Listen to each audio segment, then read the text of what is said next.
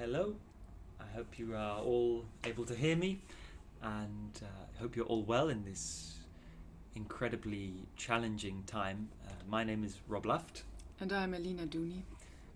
And we're streaming to you from Cairo in Egypt, where we've been for the last 7 or 8 days, playing in the Cairo Jazz Festival, which miraculously has managed to go ahead with audiences and has managed to go ahead with basically as originally planned.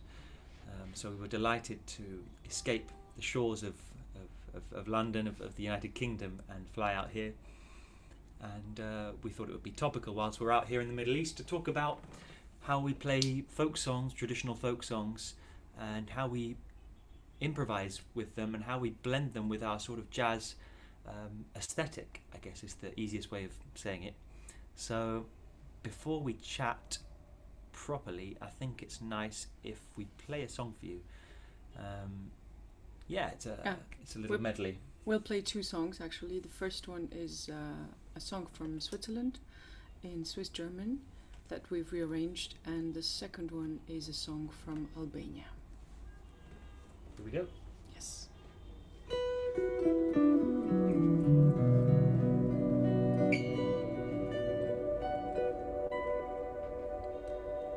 Schön Stadt, aber Stein, oh, wie sah die so geil, wenn ich die vor weitem gesehen. Duurt's mir, wenn ich schon bei dir war.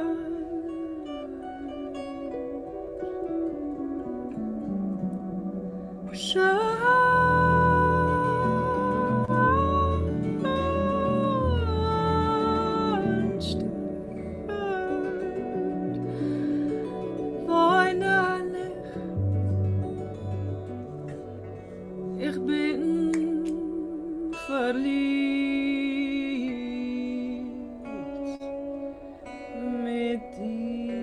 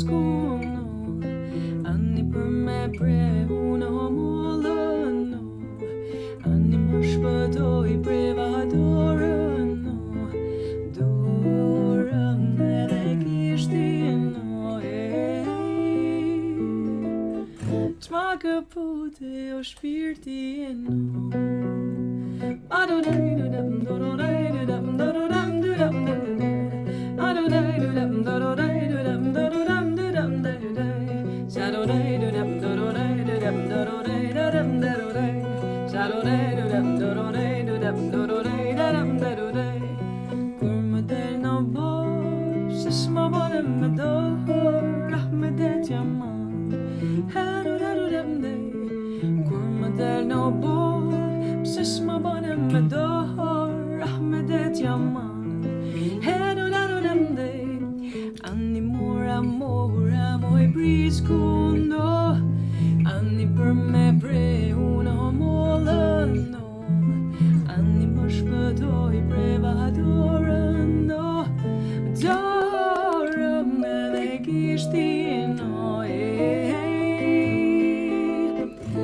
kaput o spirti e non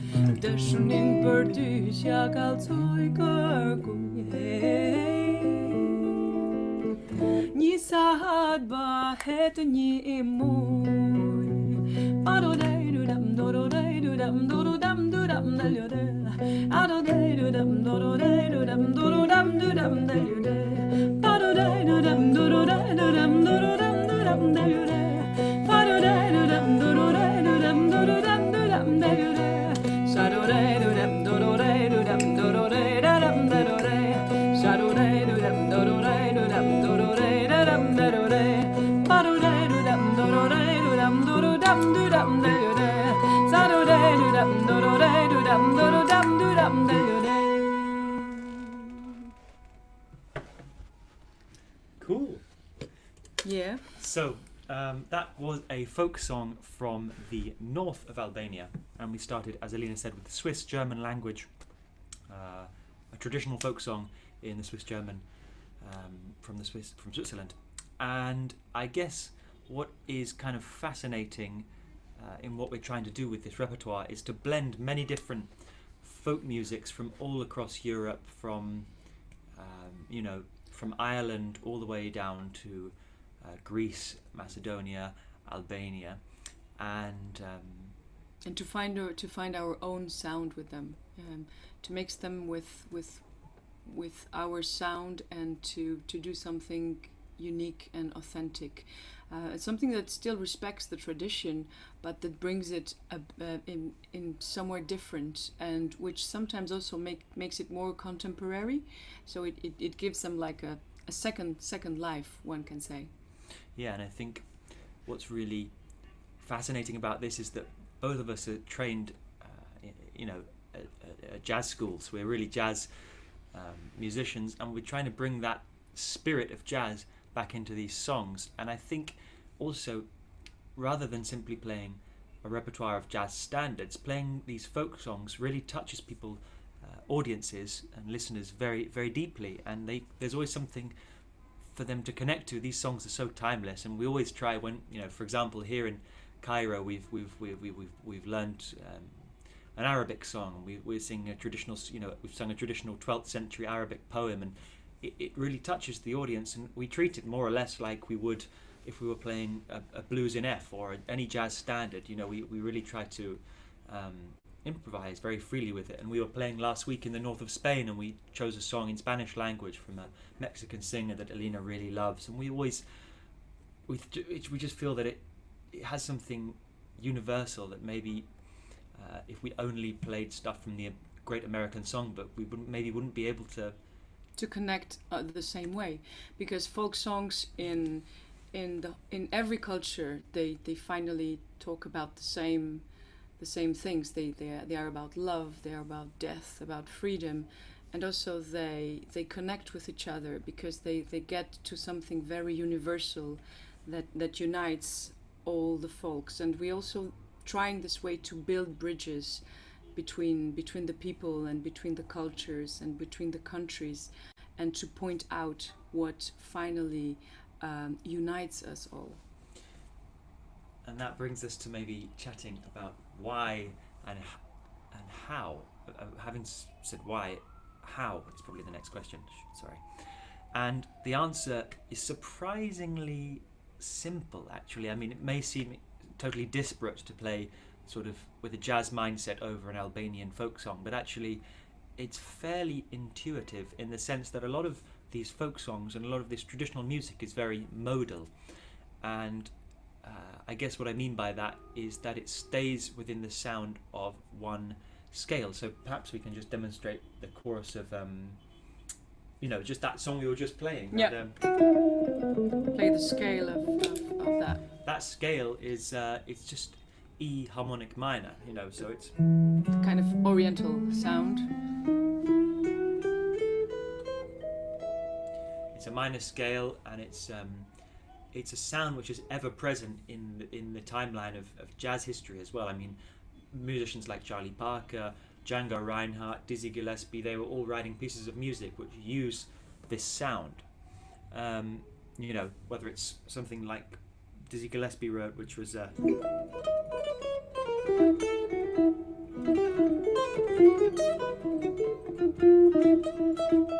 that's a bebop. The song is literally called Bebop. That's the very first phrase of the introduction, and it's exclusively using a harmonic minor scale. Exactly. So, by the same token, this piece we just played, which is called Kurma del Nader. Kurma del Nader.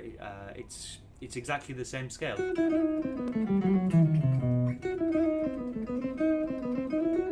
It's a different theme within the same mode, and that makes it fairly sort of intuitive for us to bring those influences across from whether it's a bebop phrase, bebop language that Charlie Parker used to use, or whether it's chord voicing that you hear someone like Bud Powell or Thelonious Monk or one of the great bebop pianists using. You can sort of flip it and switch it into this modal context quite quickly. I mean, maybe if we take another melody which is very simple, is another Albanian folk melody which really stays within this sound, is this one.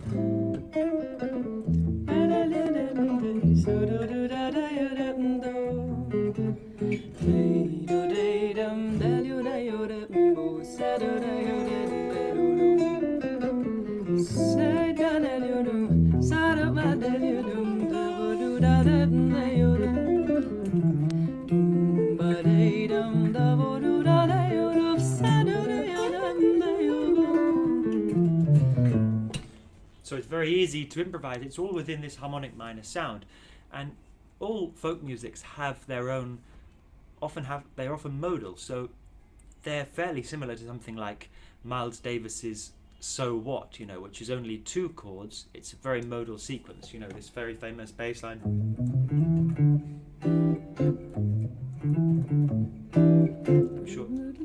I'm sure you've all heard that. Again, it's a minor scale. It's a Dorian mode, but it's more or less it's the same concept. It's the same concept, exactly. Yes. When you hear Miles's famous solo,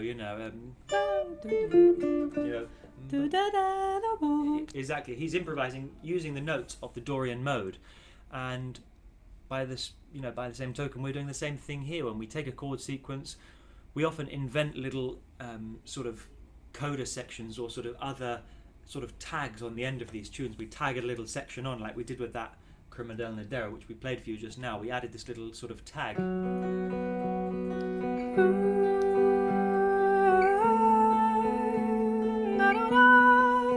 And this gives me at this point some space to improvise, and to just staying on that scale.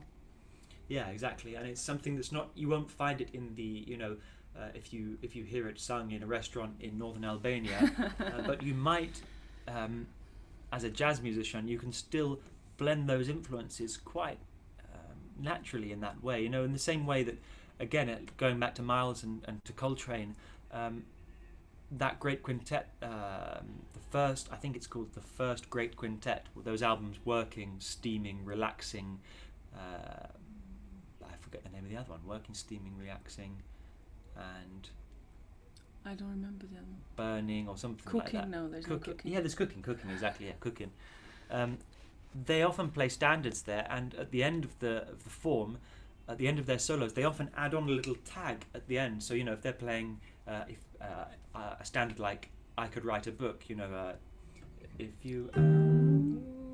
it's a very simple sort of jazz standard with those sounds that we all know and love. And at the end of the solo sections, you know, Miles or Coltrane, they will vamp round and round and round on a tag at the end.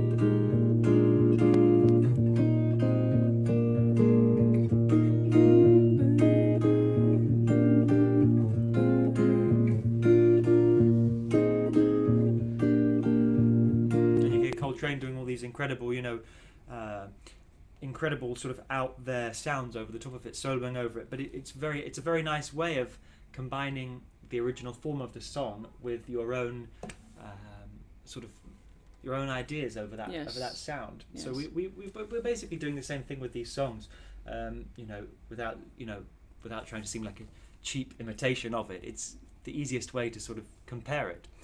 So.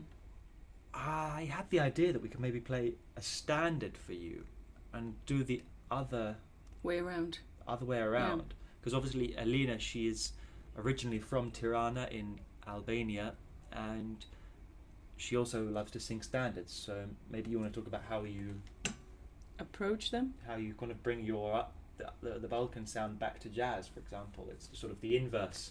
Yeah, exactly. And we love to play a song that we both like very much to show this, which is also a song that has already in its melody something that's a bit more kind of harmonic minor sound. And let's just maybe sing it, and then we can talk about it. We'll just sing one verse of this song. Yeah, we'll just sing the theme for you, and then we'll talk. I'm a fool to want you. I'm a fool to want you.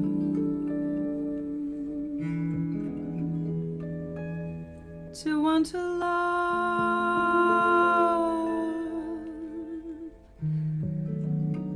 that can't be true, a love that's there for others too.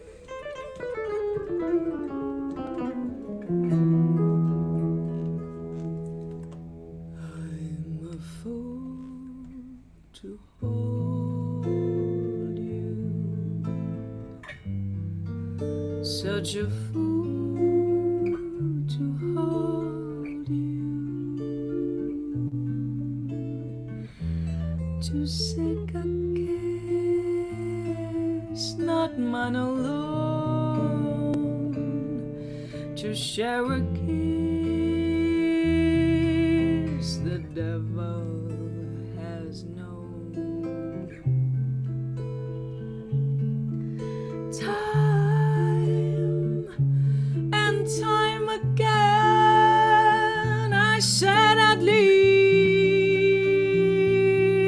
you. Time and time again I went away.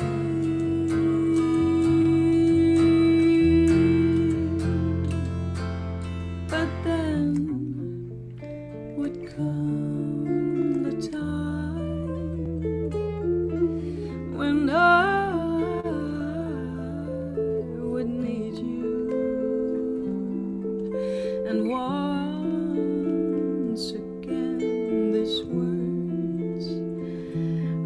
have to say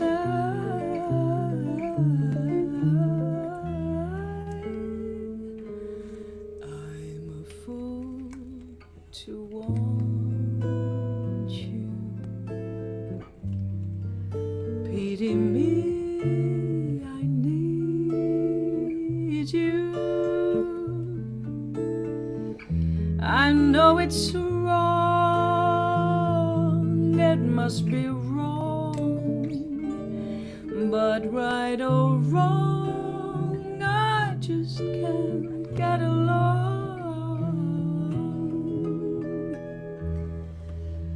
without you.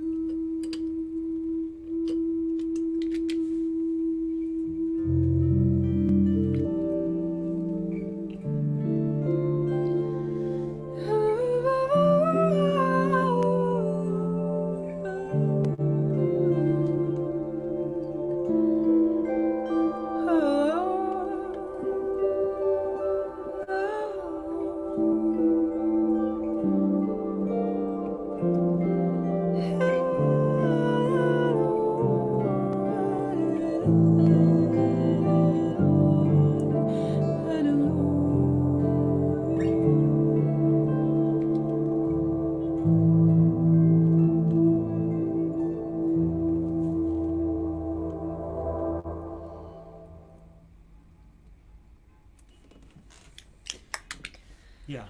So what happened in this song? First, I have to tell you that for a singer, for a jazz singer, you don't necessarily need to scat to improvise. One of the biggest jazz singers was Billie Holiday, and the way she improvised was by the way she was placing the text. She was placing rhythmically the sound, and also the way that she was changing the themes and making kind of variation on them. So this is, for me, it's also a kind of improvisation. So what I do here that somehow connects together with the folk, or with where I come from, with Albania, it's the ornaments. So you know that in this Oriental influenced music, you have lots of ornaments when you sing. So I try to bring these colors of these ornaments also when I sing "I'm a Fool to Want You," be it sometimes on the blue note, or sometimes on some other places of the song. And in my opinion, in my feeling, this is also what connects these two worlds when I sing it. And then there is this last part that we play, which goes somewhere else, which is another influence that we both have, is the Nordic influence, the Scandinavian, and mostly the Norwegian soundscape that we both love. And I've also have been listening a lot to a singer like Sitzel Andersen, who influenced me in the way I sound and how I perceive the sound and I deliver the sound. So it's all this influences that don't necessarily come from the great American songbook that we try to put on together when we sing a beautiful standard like "I'm a Fool to Want You." Yeah, exactly. And I think just picking up on that, there's a huge influence, like Elina says, of this harmonic minor sound in this ballad. Again, it's a very melancholic ballad. It's a beautiful song, and I try to again bring those influences back. But if I was playing with, for example, a more straight ahead or a mainstream vocalist or trumpeter or saxophone player, and they were playing the melody, maybe I would treat my accompaniment differently. Maybe I would do something much more, I don't know how to say it, but more four square, you know.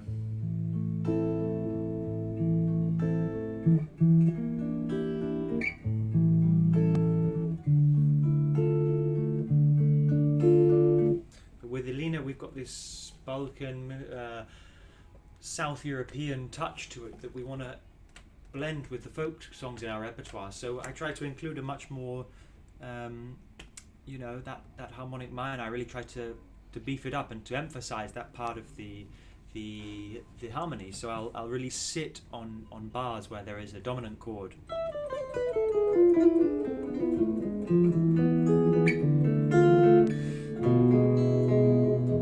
I'll try to really make the most of those moments in order that when we play a concert, it feels like one unified sound and one unified program.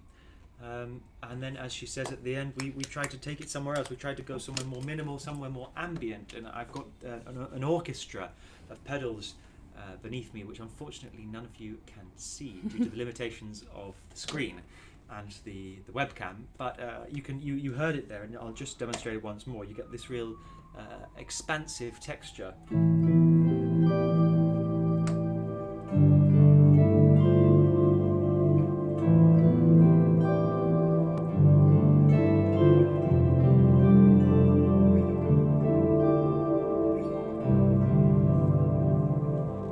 Etc., etc., etc. And it's a sort of orchestra of delay, an orchestra of reverb, and various pedals which even harmonize my note. So if I choose to play a C, it'll add a G over it. So I can create these really luscious chord voicings, which maybe a normal guitarist or just a normal guitar has the limitations of 6 strings, which means 6 notes. And here with my harmonizer function, I can play 8 notes or 10 notes or 12 notes, and you get these huge sounds of and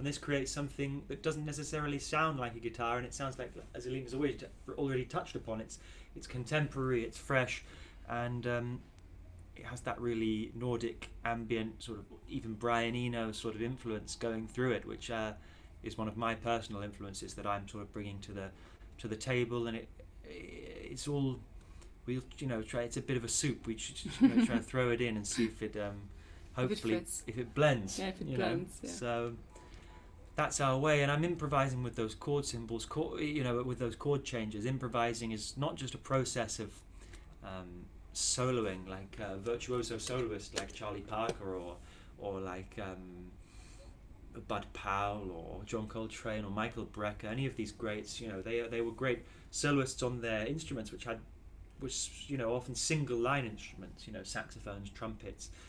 What I'm doing is often improvising with the chord changes, and I'm staying again within a mode, whether it's a major scale, and I'll find the different chords that are available to me within that major scale, and I'll simply improvise around them. You get these lovely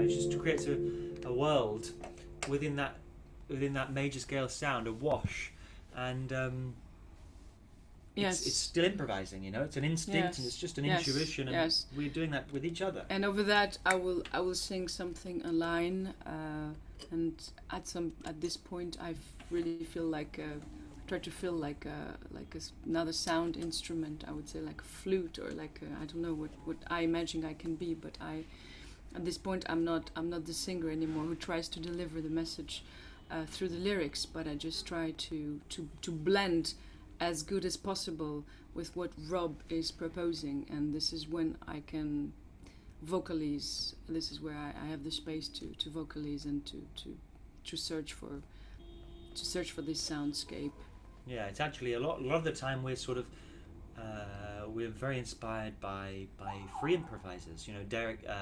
Evan Parker, the great English saxophone player, or Derek Bailey, the Yorkshireman, the free improv avant-garde jazz guitarist, who were just exploring with sounds, and we're often doing the same thing. Basically, we're just exploring a sound and really just following our ear. And the only difference between us and them is that they will totally eschew tonality, whereas we will, we usually stick within a mode which comes back down to that sort of late 50s kind of blue era of jazz. So we're somewhere in the middle, and it's a fascinating, you sort of jump in when you get on stage. It's something you can't practice other than really on the stage. You have to feel the energy of an audience. You have to feel the energy of the other players and the other musicians on the stage, and it's a deep dive, you know, and you feel the energy, and it's magic. It makes every concert different. It makes every concert magical, and I think that's the beauty of jazz, is that we're not confined to reading notes off the page, to interpreting another composer's exact notation. We're really free to explore and to create in the moment. It's so democratic. Hopefully a good jazz band is pretty democratic. I think we are, and yeah, so that's the way we're approaching a lot of the harmonic side. We thought about a little chat about the rhythmic side of what we're actually doing, because a lot of these Balkan rhythms, these South European rhythms, are incredibly complicated. They're incredibly hard to improvise over, and they're not, not like where in jazz you have, the ride cymbal, 10 to 10, 10 to 10 all the time, non-stop. It makes, gives this really solid foundation of 4 beats in a bar, very 4 square, and it's very easy to improvise melodies over. But there's a piece we can show you just very quickly from Albania, from Kosovo. Yeah, from Kosovo. From the hills of Kosovo. Maybe we show just the B part? Yeah, we'll do maybe verse 1 and the B section. Okay. The B section, you'll hear it. It's incredibly... it's a bit of it's a bit of a counting exercise. There's sort of 58 beats or something to count, and it's something we've always struggled with. But we'll just show you it very quickly. Yeah, just shortly, Balkan beats are mostly composed of groups of 3 and 2 that you put together in different ways. Like 7/8 will be 1 2 3 1 2 1 2 1 2 3 1 2 1 2, or 1 2 1 2 1 2 3. Usually 3 2 2, right? It's 3 2 2, but you can also have 2 2 3. Then you can have the 9, which is mostly in Albanian a 2 2 3, 1 2 1 2 1 2 1 2 3 1 2 1 2 1 2 1 2 3. This is mostly the 2 2 3, but you can also have a 2 2 3 and 2, which is a bit more complicated to get, because it doesn't sound as logical as the other one, which is 1 2 1 2 1 2 3 1 2. Which we have in this song as well. Exactly. You can then do 11s, you can go on like this, but this is the concept, and apparently it comes from the dances, because when people used to dance all around, 3 would be a long step and 2 would be a short step. So this is where it comes from, and it's fascinating. So here we go. What's the song called? Kur të pash.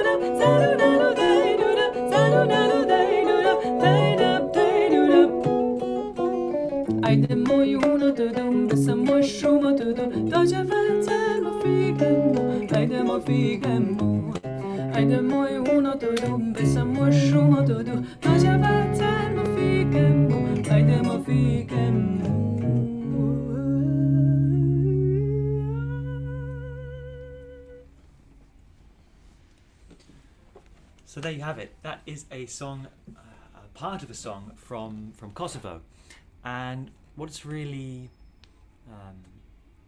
challenging is it has this 9 in it, and this 9 is really hard for us to come up with improvising rhythms, because often what we know in jazz doesn't relate to 2-2-3-2, as Elina says, the breakdown. Let me just show you that. It's I'll count 4 beats into it. A universal 4, we call this. Count 4 into everything. 1, 2, 3, 4. 1 2 1 2 1 2 3 1 2 1 2 1 2 1 2 3 1 2 1 2 1 2 1 2 3 1 2 1 2 1 2 1 2 3 1 2 1 2 1 2 1 2. And actually that's the basis of the rhythm, but there are several variants within it, which is why I said at the beginning it becomes a bit of a counting exercise. And that's why we added a little tag on at the end, which was the section we were just playing, this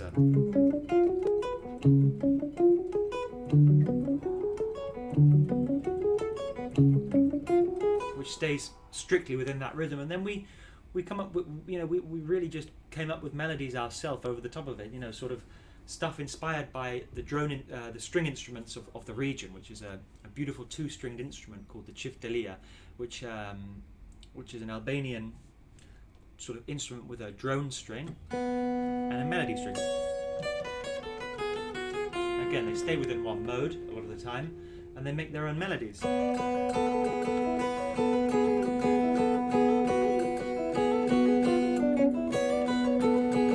we'll add second voice. In Albania they call it second voice, which is a very, in the polyphonic music of Albania, they have what they call second voice, where you harmonize a third higher. Should we try it? 1, 2, 3, 4. How are you? Sorry, 1, Michael. 2, 3, 4.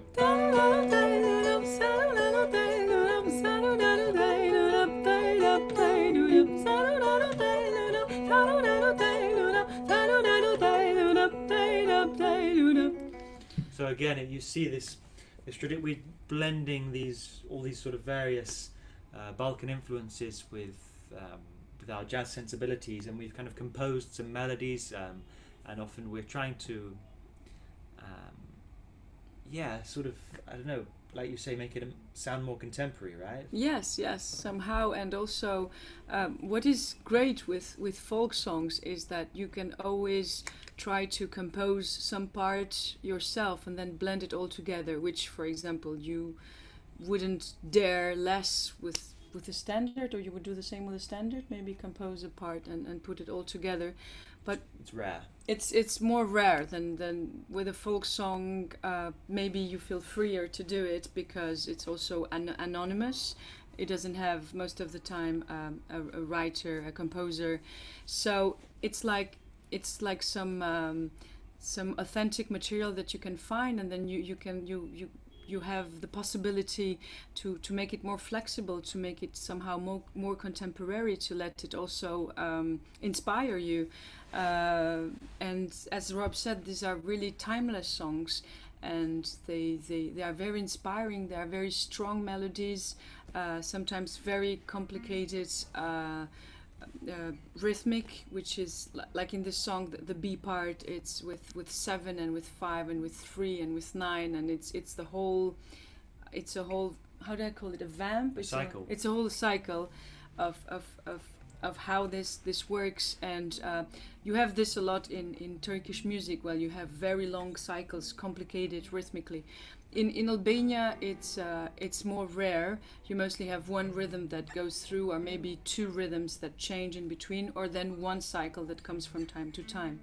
And then the idea is, how do you treat this? How do you improvise on them? And at the same time, you want to just stay on that clave, but you also want sometimes to go against it, try to do lines over it.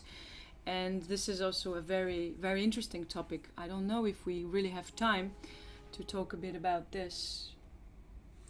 It's very challenging. I mean, we can touch upon it. It's something, I mean, that we're both still working on now, is to be free within these incredibly complicated rhythms. And this is why we feel really blessed to have spent quite a lot of time in the south of Europe over the past years, working with musicians who have it in their blood. I would say Elina probably has it in her blood, but you know, there are accordion players, for example, that we work with in Tirana, and flute players and saxophone players in the Balkans that we've had the great luck to play with.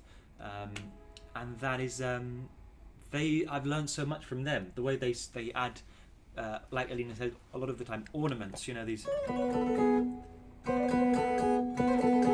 They're adding these ornaments to break free from rhythmic groupings, and we often bring our influences from West African music, which is more polyrhythmic. A lot of the music from the Balkans is monorhythmic, in the sense that you stick to the clave very strictly, whereas a lot of the West African traditional music, they will have a 12 or a 4, and they will add many rhythms that go over many bars, and then they finally resolve after several cycles, which is totally different to the Balkan approach. But again, as jazzers, we have the luck that we can bring that influence in, and with our improvised melodies or with our composed sort of other sections that we add to our folk songs, we can introduce polyrhythmic elements, or we can introduce some of these other influences into the folk songs. But before we close out, I'm happy if people are sticking around and would like to hear us play this last song from Albania.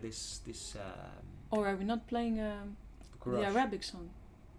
Oh, we can play. Yeah, you've got to vote. We would like to a show of hands whether you'd like to hear a song that we learned especially for our concert here in Arabic language, or which is a very interesting rhythm. It's a 3-2-2-3. It's a special. They call it here makam. Okay, we've got to play that. Okay. We'll just give you the verse. The Arabic song. The Arabic one. Okay. Here it comes. So this is a very famous song. So with much love from Cairo to you all, we are sending much sun from here. It's an ancient song, right? It's a very yes. I'll quickly tell the story of the song. So it's a song from the Arabo-Andalus times. The Andalusian times. So it's around 600. The poem. The poem, as well as the melody. These are called mashrams, if I understood it right. So these are poems with melodies that are played in unison. And this one is the most famous of them all. And you can sing it in Egypt, you can sing it in Libya, in Syria, in Morocco, in Tunisia. Everybody knows this song. It's really a kind of hymn. And it's a very beautiful love song. Called Lama Bada Yatathana. Yeah. Lama Bada Yatathana.